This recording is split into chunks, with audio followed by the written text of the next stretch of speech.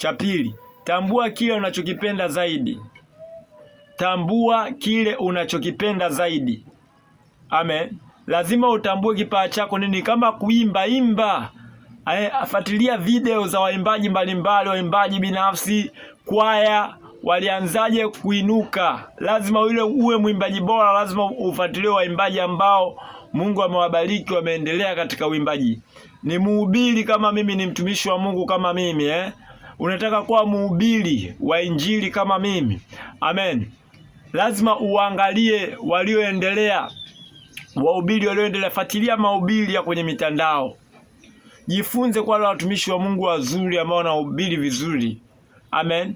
Jifunze mule, wapo wengi sana. Fuatilia, utakuwa mtumishi bora. Lakini uweze ukasema na pia unataka kuwa mwandishi wa habari. Fuatilia waandishi wa habari. Siku unatembelea studio pale, nini na nini za habari, za TV, za radio, unazunguka, utakuwa mwandishi wa habari bora. Unatengeneza urafiki na waandishi wa habari. Yaani kila aina ya sekta